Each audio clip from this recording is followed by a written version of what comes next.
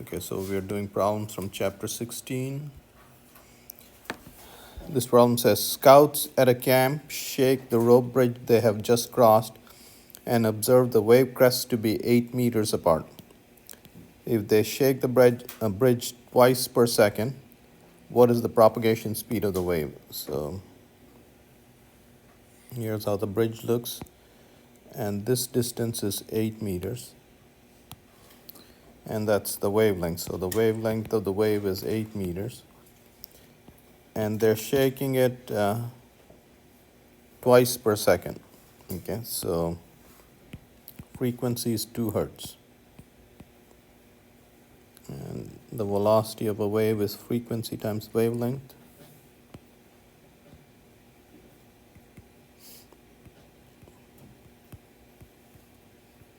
Hertz is 1/second, so 16 meters per second.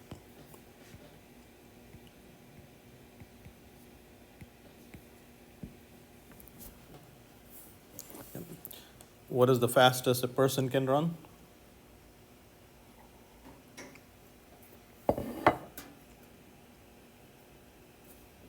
Anybody? Do you guys know the record for 100 meters? About 10 seconds, 9.5 seconds. So, okay, so the fastest a person can run is about 10 meters a second. Okay, so this speed is 50% more. Okay.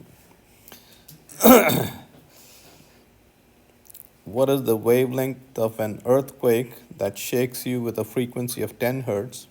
So the ground is shaking 10 times a second. Okay? And gets to another city 84 kilometers away in 12 seconds. Okay? So the speed at which the wave is traveling is 84 kilometers. Distance divided by time. 84 kilometers divided by 12 seconds. And this is 7 kilometers per second. Okay, it turns out that, so this guy, so there are pressure waves, there's P waves,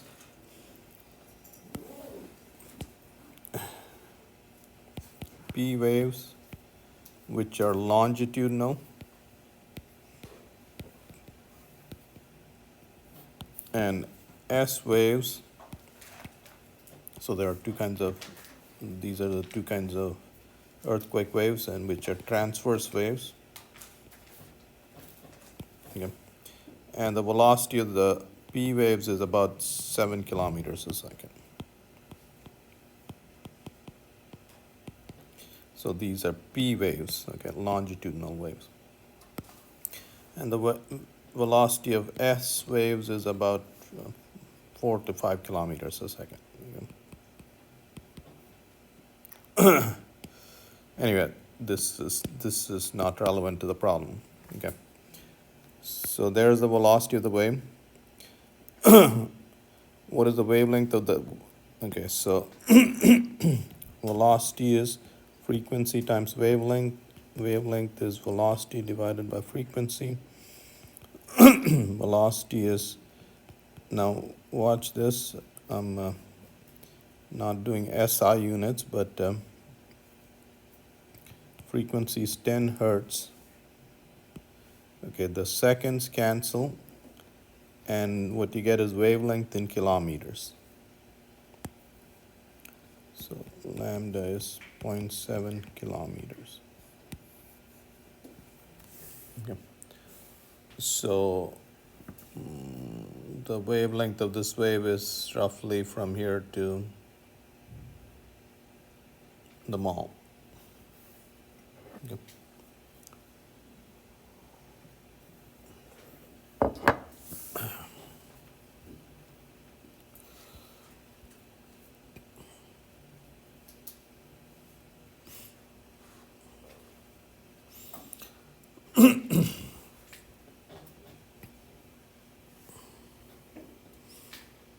Okay. So the way you localize sound is, for instance, if if a sound source comes from the left, okay, so if this is your head, if a source is coming from here, this source, this sound reaches this ear first, and then it reaches this ear second. Okay.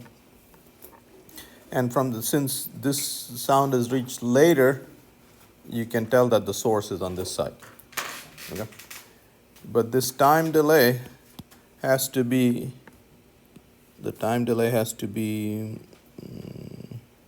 so your ear is capable of differentiating sounds that arrive at each ear just 0.34 milliseconds apart.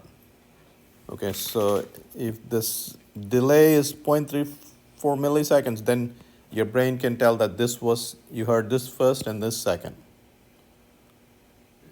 If the difference is less than 0.34 milliseconds, so let's say it's 0.2 milliseconds, then your brain can't tell which sound was heard first.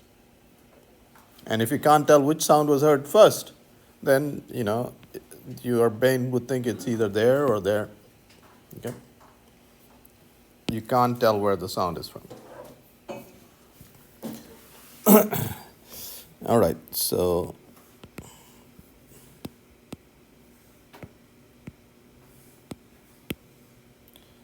let's see, what does this problem say? Your ear is capable of differentiating sounds that arrive at each ear just 0.34 milliseconds apart, which is useful in determining where low-frequency sound is originating from.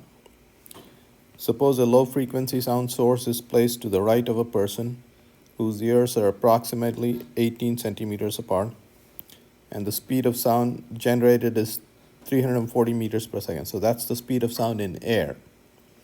Okay. How long is the interval between when the sound arrives at the right ear and the sound arrives at the left ear? Okay. So here the sound. Okay. The distance between the ears is d. Okay, so speed is d over delta t. Okay, so the time difference is d over v. Okay. So the time difference between the sound arriving here and the sound and the sound arriving there. Okay. So this time difference is, the distance is 18 centimeters, which is 0.18 meters. And the speed of sound is 340 meters per second. And so this time difference is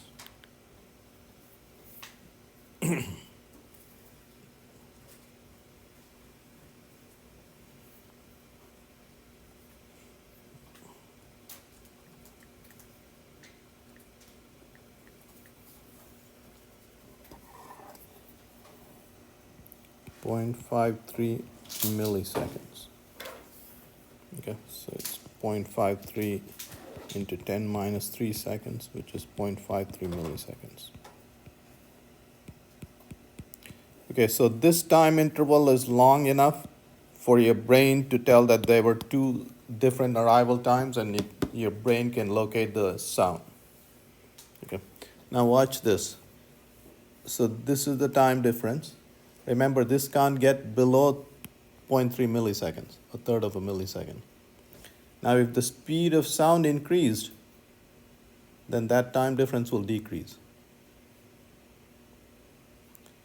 In water, the speed of sound is 5 times greater.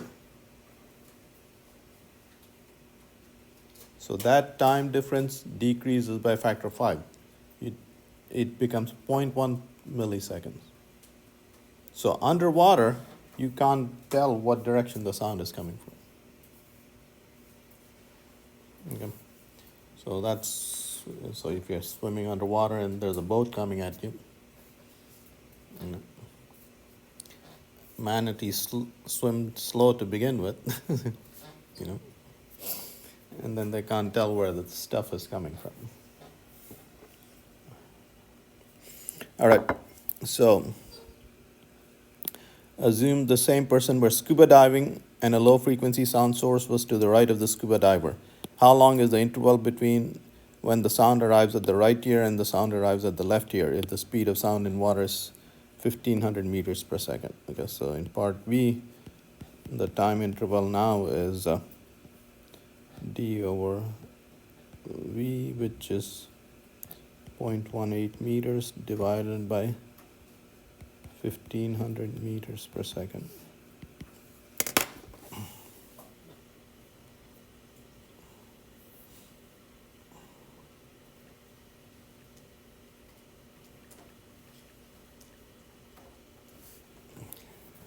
So 0.12 milliseconds. So now the time difference is 0.12 milliseconds, and that's not long enough for your brain to tell which, to, for the brain to tell them apart. You know? Is it faster in water because there's no shearing force and there's no longitudinal waves? It's just transverse. Does that not even relate to the problem? Well, I'm trying to remember the formula for the speed of It's sound. not important. I was just curious because I thought. No. If something pops in your mind and it bothers you, it's important.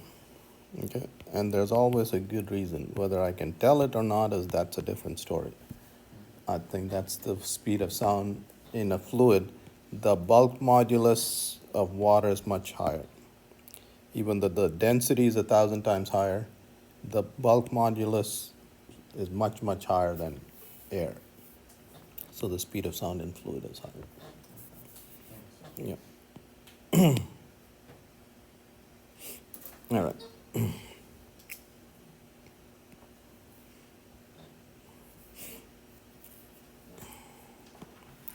Okay, so this problem says a pulse can be described as a single wave disturbance that moves through a medium. Consider a pulse that is defined at time t equal to 0 by the equation that. Okay, so if you graph it, so at x equal to 0, this would be 6 over 2, 3. So this will look something like this.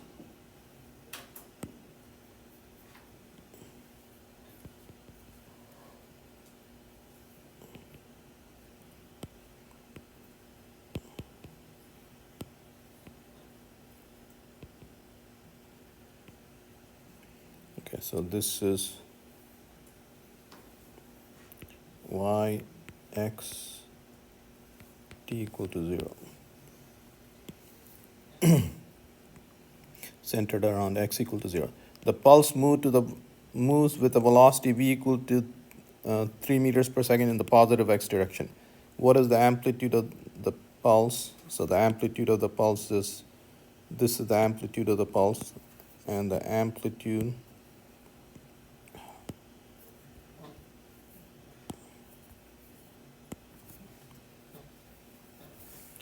the amplitude of the pulse is y at 0 is 6 divided by 0 plus 2 equal to 3 meters. Okay. 3 meters is roughly the height of this ceiling. Okay. So that's how big the pulse is. And what is the equation of the pulse as a function of position and time? So y x t. Can somebody help me out with this thing? X minus 3t square plus 2. Okay?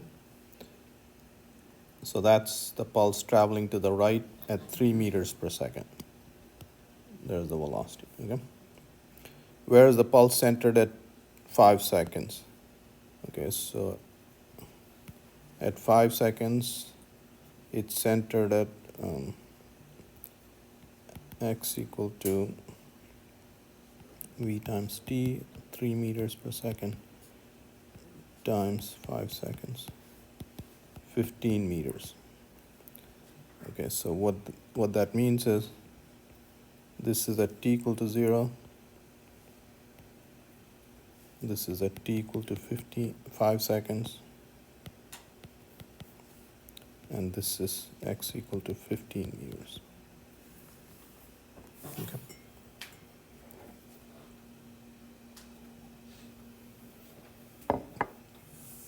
You guys understand? What's the notation of the a equals y of 0. y of 0? When time is 0? Yeah, time is 0. Oh, no, x is 0 then. At t equal to 0, this is the function, and you're putting x equal to 0 to get the maximum value. So x is only a representative of time at that point. I'm sorry? So x represents time when time is 0. No, But that's not no. consistent. No. X is the x coordinate. This is a function of x and t, okay? So, all right, I'll be a little more precise. How's that? Okay, makes sense now. Mhm. Thank you.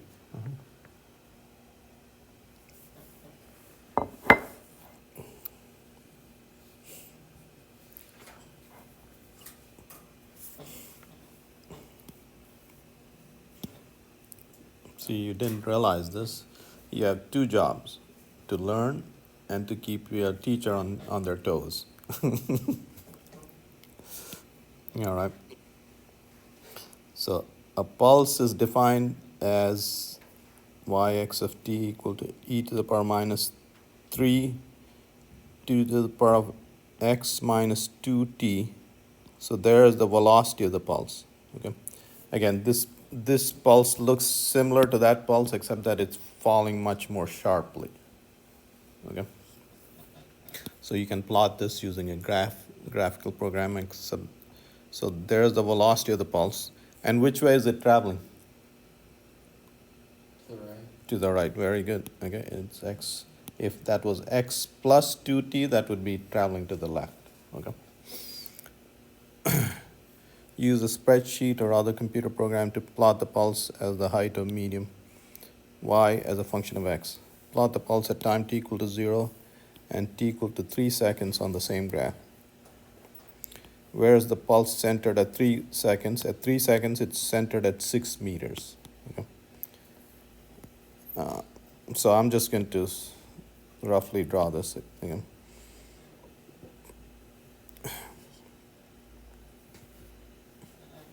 So y at x at 0 seconds is equal to e to the power of minus 2.77 times 2x divided by 5 meters squared. So that's 4/25.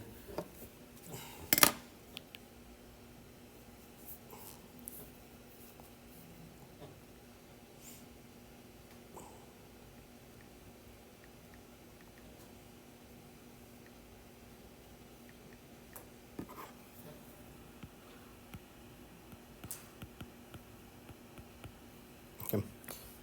E to the power of minus x squared is a Gaussian, and that looks like this is how a Gaussian looks like.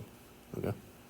And if you multiply it by that, so it spreads, it's a wider Gaussian than this. Okay. So anyway, so this is how the pulse looks at t equal to 0. Okay. And it's traveling to the right at 2 meters per second. So the velocity of the pulse is 2 meters per second. And at 3 seconds, the pulse will be there. And this will be 6 meters.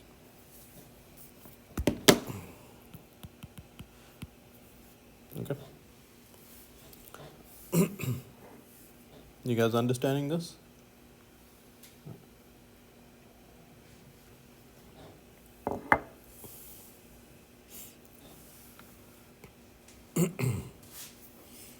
Okay, this is the problem you want to know.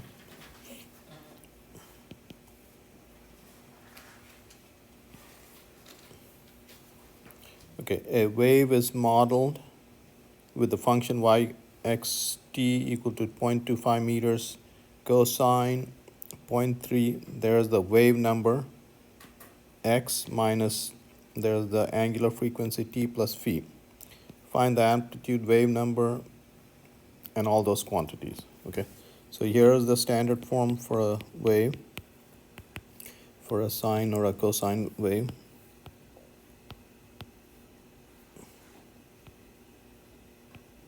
Kx minus omega t plus phi. Okay, so we're going to compare everything to there. So our wave is 0.25 meters, cosine 0.3 x, and I'm not going to put all the units. Okay, by the way, what are the dimensions of this guy? What are the units for this guy? I'm sorry? Yeah, so the phase factor is dimensionless, okay? The arguments of sine, logarithm, exponents, okay? They're all dimensionless, okay? If this is in meters, that's inverse meters. And that's what that is, okay? If this is in seconds, this is in inverse seconds, okay? And that's what that is. And this is dimensionless, okay? So you got to remember that. Minus 0.9 t plus pi by 3. Okay, so now you can compare these guys. So the amplitude is 0.25 meters.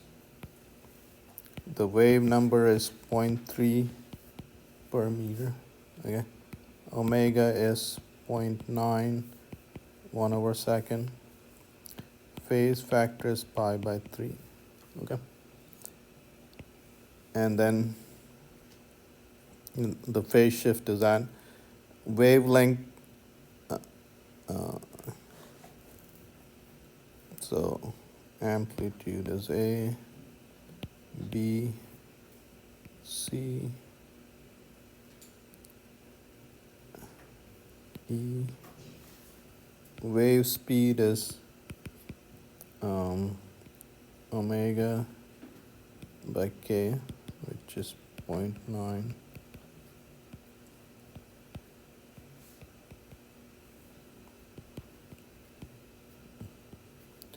Okay, so the wave velocity is 3 meters per second.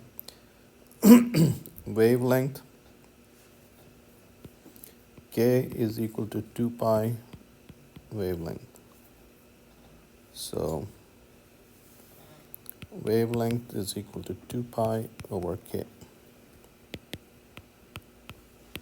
And wave number was 0.3, 1 over meter. Okay, so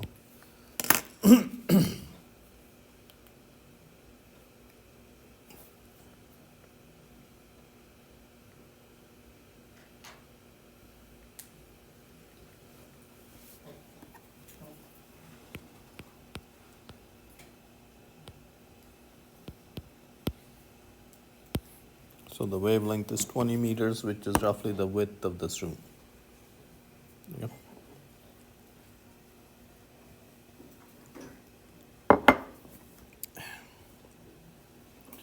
And the period of the wave.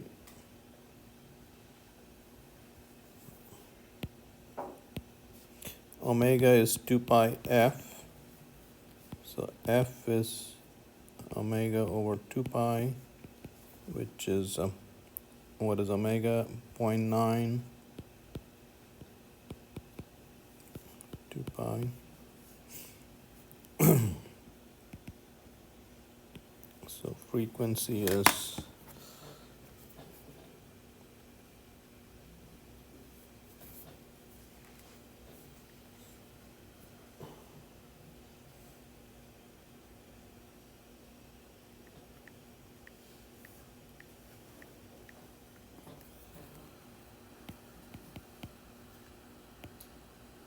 hertz, and period is 1 over frequency.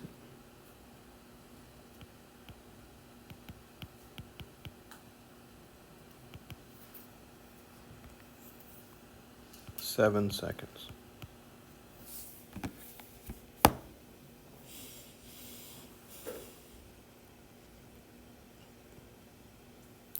All right, the point of this problem was, see, this functional representation of the wave function of the wave contains all the information, okay? It includes the amplitude, wave number, frequency from which you can calculate the velocity, and so on. Yeah? Which way is the wave traveling?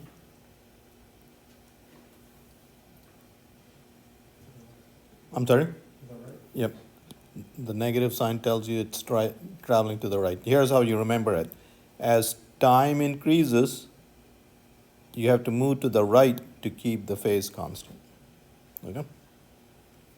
If that was a plus, if time increases, you would have to travel to the left to keep the phase constant. Okay?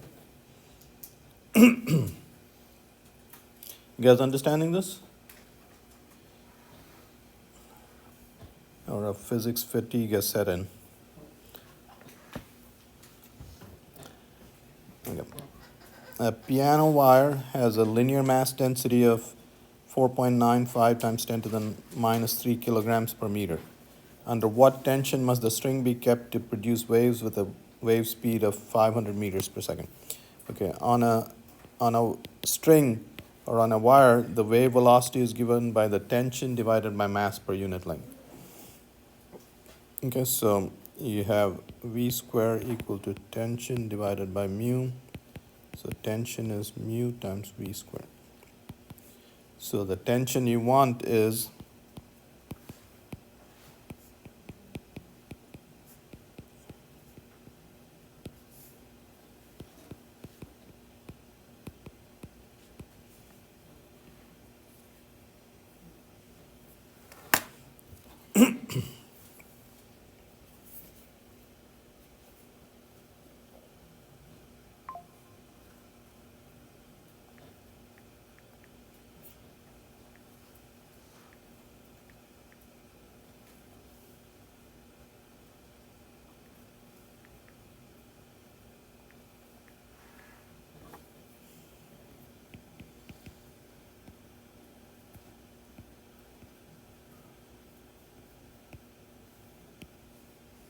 so the tension on this piano string is 1,240 newtons.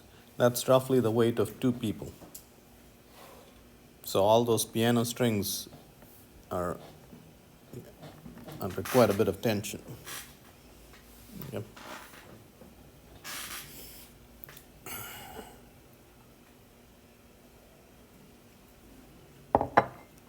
So you hope that there's how many strings out in the piano?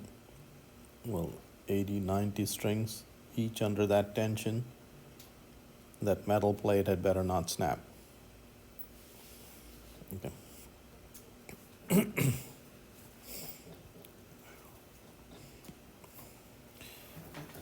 All right, so in this problem, 2 strings are attached between 2 poles separated by a distance of 2 meters. So that's 2 meters as shown in the preceding figure. Both strings have a linear density of 0.0025 kg per meter. And the tension in string 1 is 600 newtons. And the tension in string 2 is 700 newtons. Transverse pulses are generated simultaneously at opposite ends of the string. How much time passes before the pulses pass each other? Okay, so you simultaneously sending the pulse, and let's say at time t, this guy is over there and this guy is over there. Oops.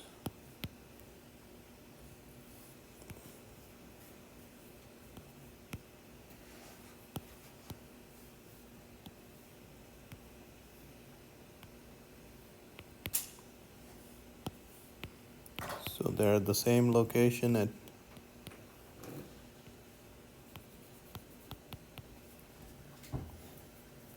so in time t, this pulse has traveled x meters and this pulse has traveled 2 minus x meters. Okay, so x equal to v1 times t, and 2 minus x equal to v2 times t.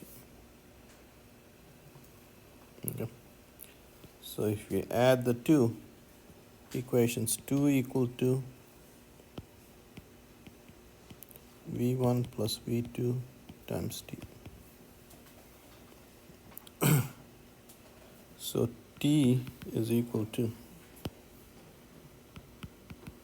2 meters divided by v1 plus v2. So what this is saying is, in t seconds, the two pulses have traveled a combined distance of 2 meters. Now v1 is t1 over mu1 equal to 600 newtons over 0.0025 kg per meter.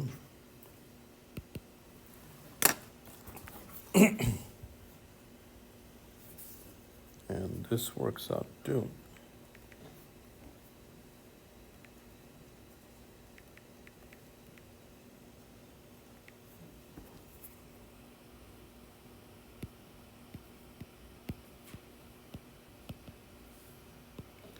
V2 similarly is T2 over mu2, but mu2 is the same as mu1.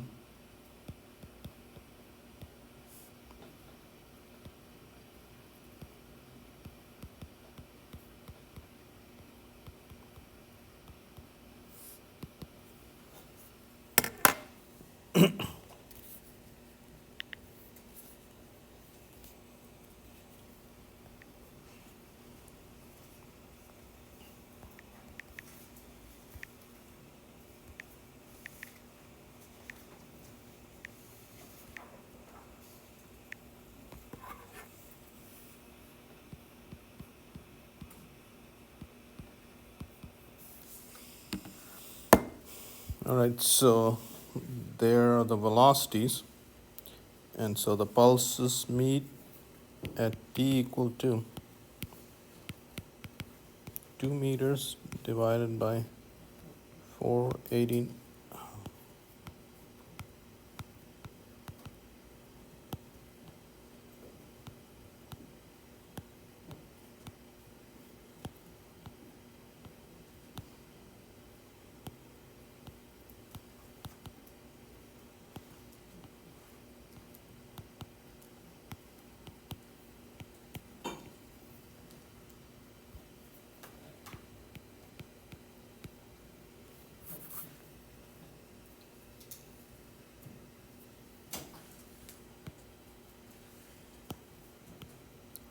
You think this tip is going bad?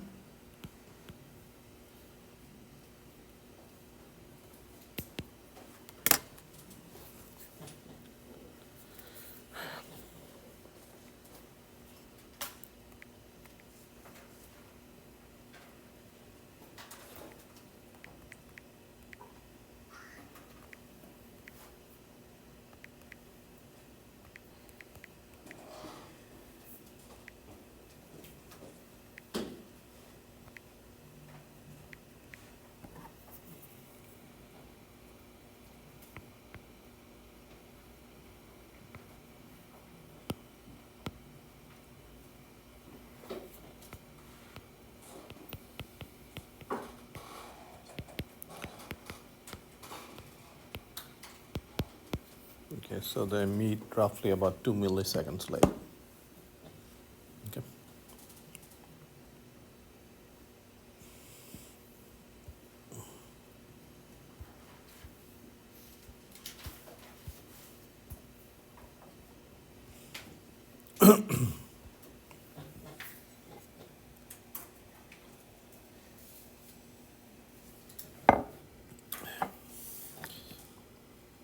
The note E4 is played on a piano and has a frequency of 394 hertz.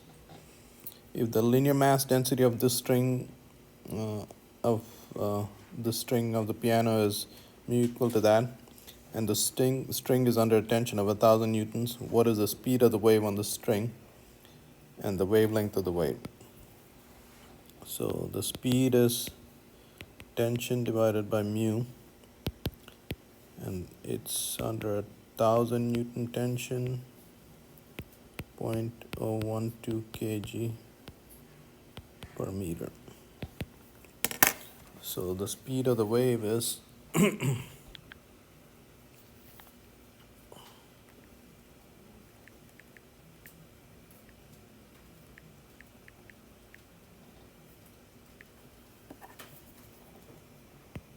288.7 meters per second. And the wavelength is speed divided by frequency.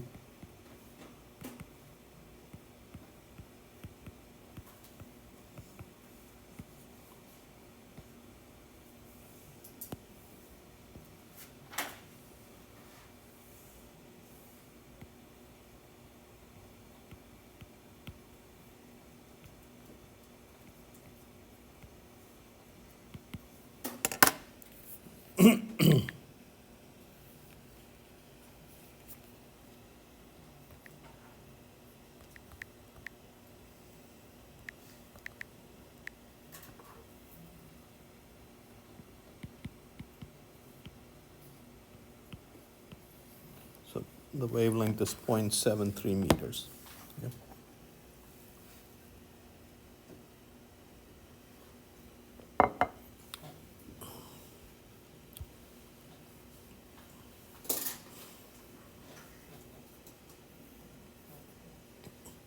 So there's a couple of typos here. So that should be, there's a T missing, and it should be energy over one wavelength. Okay, so a string of length 5 meters and a mass of 90 grams is held under a tension of 100 newtons. A wave travels down the string that is modeled as yxt equal to 0.1 meters sine. There's k and there's omega. What is the energy over one wavelength? Okay, so as this wave travels, the wave is carrying energy. And how much energy is there over one wavelength is the question. Okay, so here's one wavelength. And the energy content in the string over one wavelength. Okay. Now, so if you're standing there, power tells you the energy per second passing you.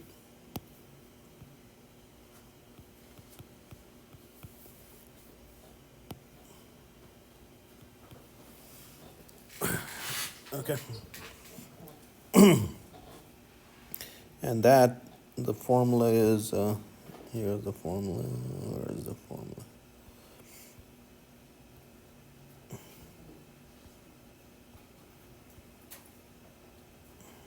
There's the formula. So the power is 1/2 mu v omega square v squared. Okay.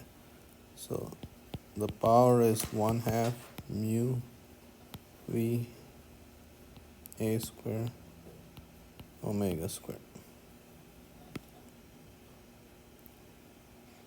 Okay. So let's calculate the various things. So mu is, we can calculate mu from these numbers. So mu is 90 grams, which is that many kgs, divided by 5 meters. Okay. So that's 18 into 10 to the minus 3 kg per meter. There's mu. V is omega divided by k, which is, and omega is there's omega, there is k.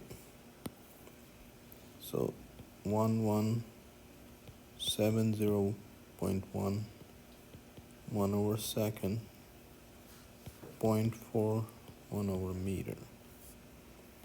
So the velocity of the wave is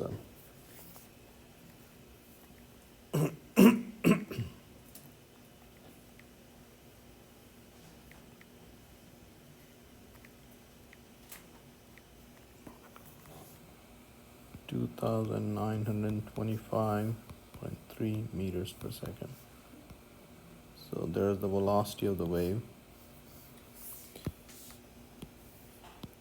The amplitude of the wave is that, 0.1 meters.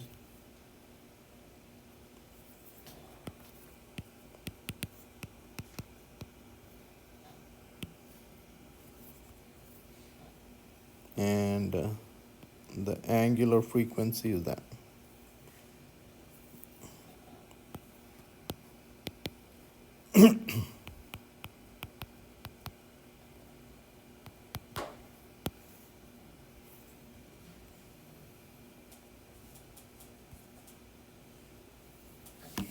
All right. So energy is power over time. Okay. Power times time. So if you wait t seconds, that's how much energy will pass you. That's what this is. P times t. If you're standing there, and after t seconds, P times t that's the amount of energy that'll have traveled. Okay. And how far will the wave have traveled? In that time, V times t. Okay. So energy divided by length is equal to V times t. Okay. And if you want the energy, so this is the energy per unit length, per meter. So for 1 meter of the wave, that's the energy content. But you want the energy content for the wavelength. So what you do is you multiply this by wavelength. E over L times wavelength.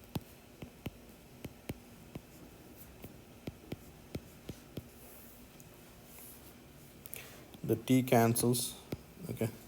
So energy content per wavelength. Energy content so this is the energy per unit length times wavelength. This is what we're looking for is P V times lambda. Okay, P was 1/2 mu V square A square omega square 1/V times lambda. So one of the V's cancels.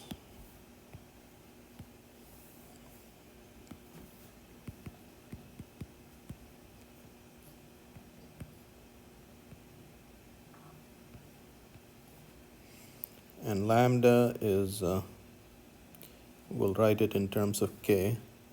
Lambda is 2 pi over K.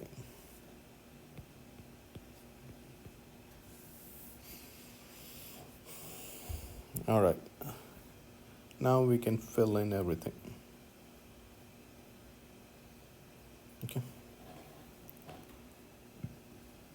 So I'm going to go to a new page because this is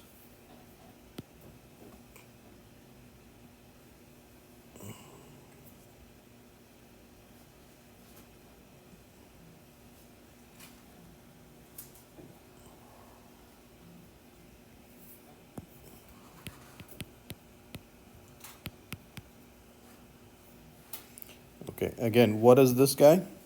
This guy is the energy content in one wavelength on the string, okay, as a wave. And remember, see what kind of energy does it have? So this was the unstretched position of the string, and the string has been stretched. Think of it as a spring. So when you stretch a spring, it has potential energy, and the string is moving as well. It's got kinetic energy as well, okay? So the energy content in the string over that length, that's what you found. All right, so now let's put in all the numbers. 1/2 mu is what?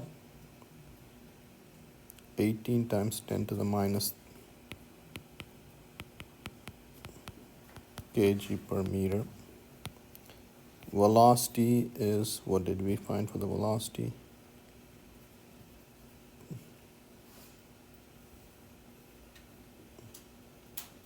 Oh, we didn't calculate the velocity. So let's calculate the velocity. It's on the bottom right of your first page. 2,925. No. 200925.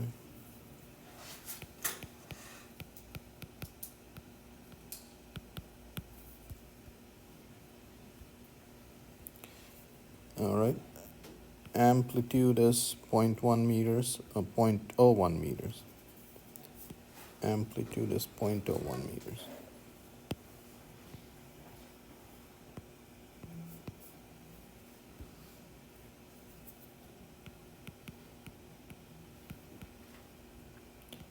Omega is 1170.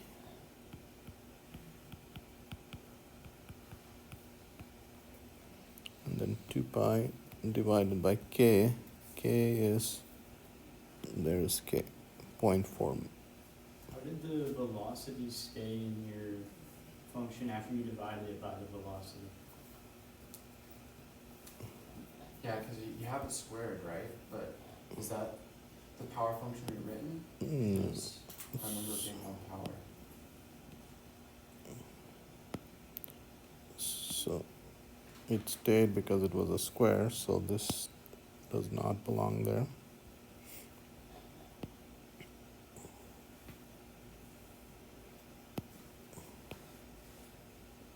All right. We're good now.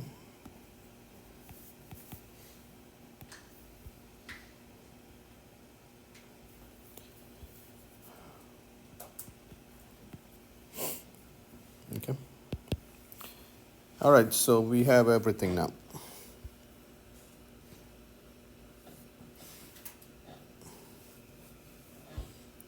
Okay, so let's do this. Let's take care of powers of 10. You get a 10 to the minus 4 here. That's 10 to the minus 7. And then what we'll do is we'll make this 1.17 times 10 to the 3, 6. So what you get is, okay, so 1/2, 1.8 times 1.17 square times 2 pi divided by 0.4. And can somebody tell me, so this is energy per unit length times length. So that'll be energy. So that's joules. Okay? The units will be joules.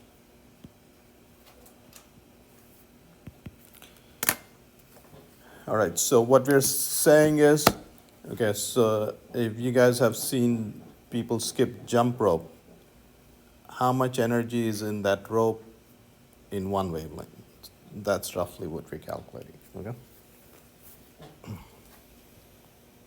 So let's see.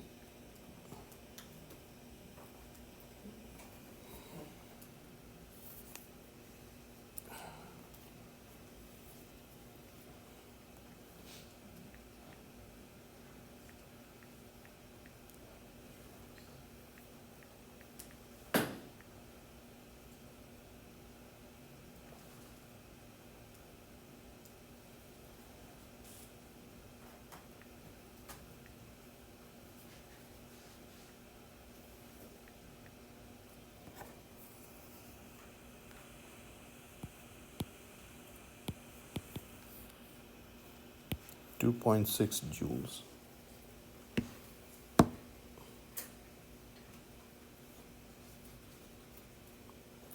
So with 2.6 joules,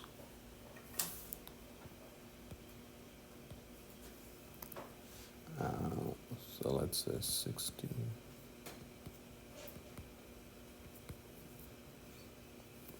So you can jump roughly 600.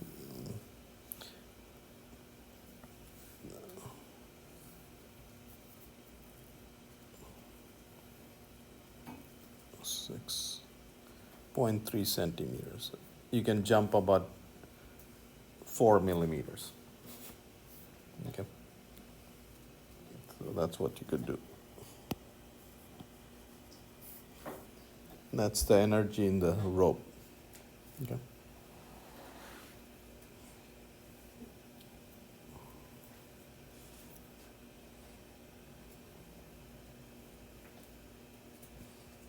Okay, so if you review this problem, you'll pretty much understand all the concepts from that chapter. This one problem has many of the problem concepts. Yep. I have one more question for the velocity. I know that we didn't use it for our answer, Mhm. but what's the difference if we take it from the equation or if we calculate it using the formula square root t over u? Because I think we don't have Ye- difference. Oh, it's a different velocity? Yeah. All right, so let's, so then that's so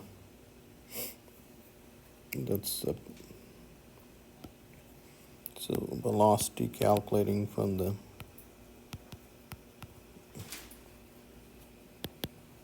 so the tension was 100 newtons.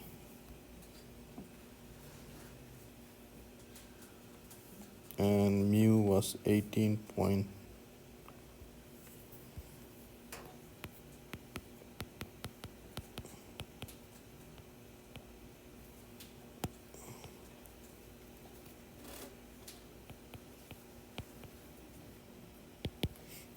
So this works out to, so we'll make this 1.8, 10 minus 2, 10 to the 4, 10 square. Okay.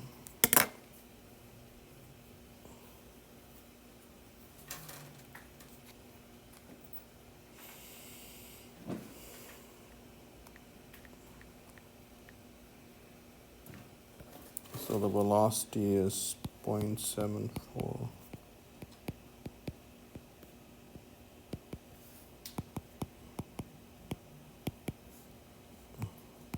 Okay, so what that means is this number is wrong. The tension is wrong. For this wave to travel, this tension would have to be a lot larger. Okay? So that's what that means. Mhm. So there are several typos. That's one more typo. Okay. All right, one last problem. So ultrasound of intensity, 150 watts per meter square. What does this mean? So if you had an ultrasound, this wave was traveling. If you took 1 meter square, every second 150 watts were crossing that area, is crossing that area, okay? Is produced by the standard rectangular head of a medical imaging device measuring 3 centimeters by 5 centimeters, roughly 1 inch by 2 inch. What is the power output? Intensity is power divided by area. Power is intensity times area. And the intensity was 1.5 into 10 to the 2 watts per meter square. And the area is 3 into 5 centimeters square, and that's 10 to the minus 4 meters square. So that's 1.5 times 15, which is 22.5. 22.5 into 10 minus 2 watts, 0.225 watts.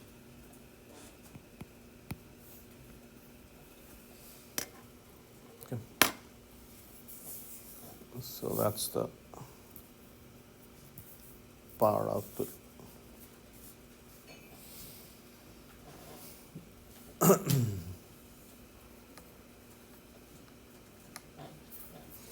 All right, guys, so that finishes the problems from this chapter.